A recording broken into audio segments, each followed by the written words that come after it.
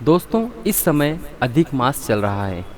अधिमास के कारण इस बार एक महीने देरी से नवरात्रा शुरू होगा। शारदीय नवरात्रि का पर्व इस साल 17 अक्टूबर से शुरू हो रहा है। वहीं इस बार घट स्थापना पर विशेष संयोग बन रहा है।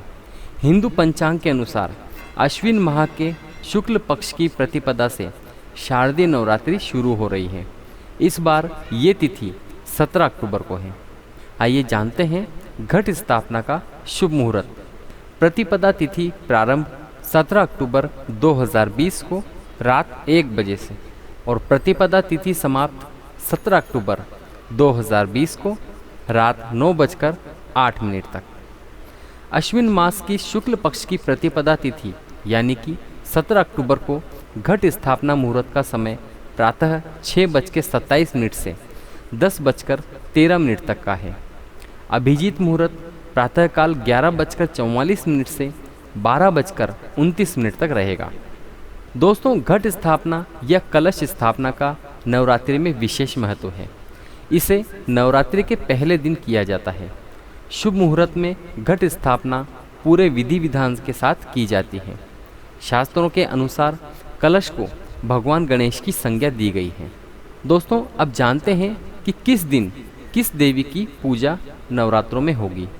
सबसे पहले 17 अक्टूबर को माँ शैलपुत्री पूजा और घट स्थापना होगी।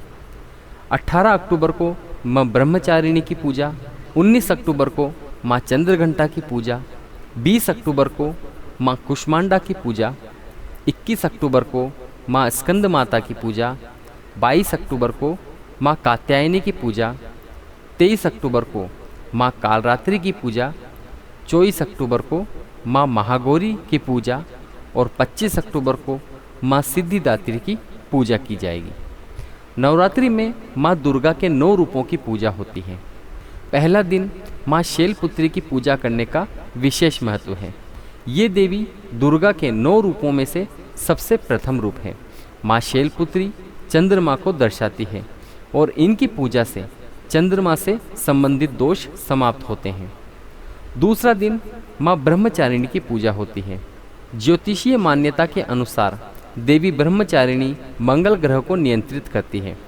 देवी की पूजा से मंगल ग्रह के बुरे प्रभाव कम होते हैं। तीसरे दिन माँ चंद्रघंटा की पूजा होती है। देवी चंद्रघंटा शुक्र ग्रह को नियंत्रित करती है। देवी की पूजा से शुक्र ग्रह के बुरे प्रभाव कम होते हैं। चौथा दिन माँ कूष्मांडा की पूजा होती है।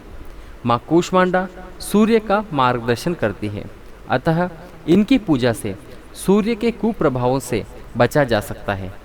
पांचवा दिन माँ स्कंद माता की पूजा होती है।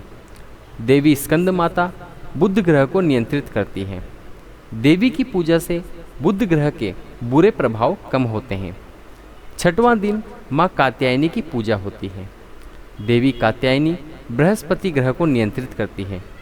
देवी की पूजा से बृहस्पति के बुरे प्रभाव कम होते हैं।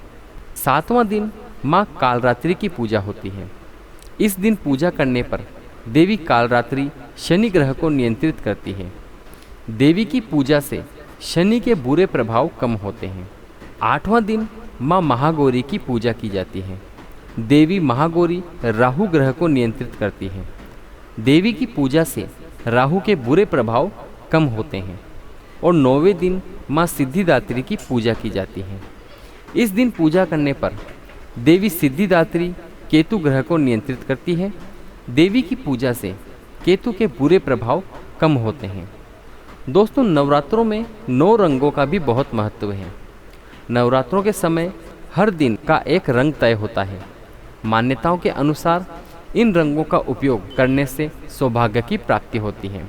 जैसे प्रतिपदा को पीला रंग, द्वितीय को हरा रंग, तृतीया को भूरा रंग, चतुर्थी को नारंगी रंग, पंचमी को सफ़ेद रंग, षष्ठी को लाल रंग, सप्तमी को नीला रंग, अष्टमी को गुलाबी रंग और नवमी को बैंगनी रंग।